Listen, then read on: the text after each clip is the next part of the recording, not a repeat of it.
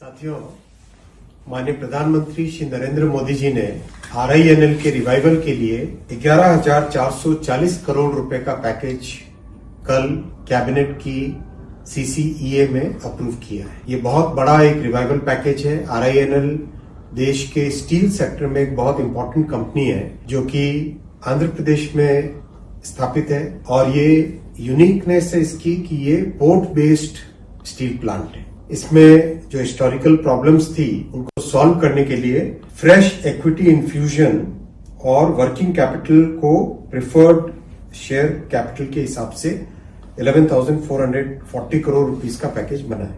కేవలం పై స్థాయిలో ఉన్నటువంటి అధికారులే కాకుండా కార్మికులందరితో కూడా కలిసి ఆ రోజు ఒక పటిష్టమైన హామీ ఇవ్వడం జరిగింది. భారతదేశంలోనే ఒక ఉన్నతమైనటువంటి సామర్థ్యం కలిగిన స్టీల్ ప్లాంట్ మన వైజాగ్ స్టీల్ ప్లాంట్ని ఖచ్చితంగా కేంద్ర ప్రభుత్వం కాపాడుకుంటుంది, దాన్ని అన్ని విధాలుగా రివైవ్ చేస్తుంది, అదే మా లక్ష్యం అని చెప్పి ఆయన కూడా మాటిచ్చారు.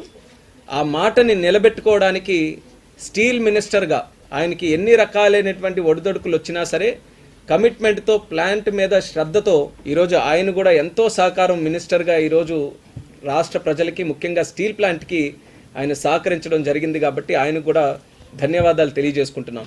కొత్త ప్రభుత్వం ఏర్పడిన వెంటనే క్రిటికల్ స్టేజ్లో స్టీల్ ప్లాంట్ ఉంటే అప్పుడు కూడా మినిస్టర్ గారి తాలూకా సహకారంతో సుమారు 1,640 కోట్ల రూపాయలు ఒక ఆర్థిక సహాయం కూడా చేయడం జరిగింది. దానివల్ల 2 బ్లాస్ట్ ఫర్నెస్లు మళ్ళీ ఫుల్ ఫ్లెడ్జ్డ్గా రన్ చేసే అవకాశం దక్కింది.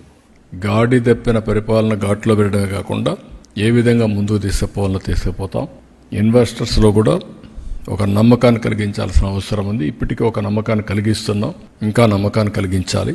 ఆ నమ్మకాన్ని కలిగించి మళ్ళీ 20 లక్షల ఉద్యోగాలు కల్పిస్తా ఉన్నాం. ఒక పక్క ఉండే ఉద్యోగాలను కాపాడాలి. అదే విశాఖపట్నం స్టీల్ ప్లాంట్లో మీరు చూస్తే దగ్గర ఈ స్టీల్ ప్లాంట్ కానీ సిక్ అయితే చాలా సమస్యలు వస్తాయి.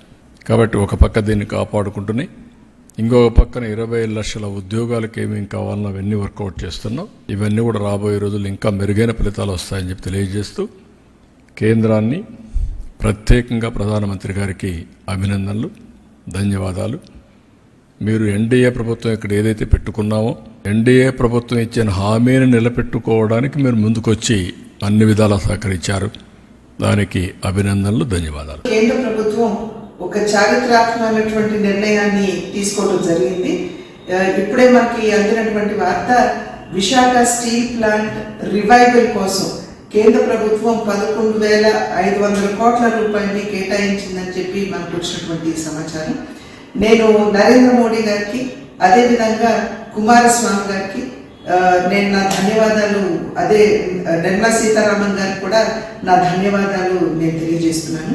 దగ్గర 64 గ్రామాలు, వారు గ్రామాలని విశాఖపట్నం స్టీల్ ప్లాంట్ స్థాపనకి వారు అందించినటువంటి చరిత్ర, ఘన చరిత్ర మన విశాఖపట్నంలోని స్టీల్ ప్లాంట్కి ఉంది. భారతీయ జనతా పార్టీ ఎప్పుడు కూడా RINL యొక్క అభివృద్ధికి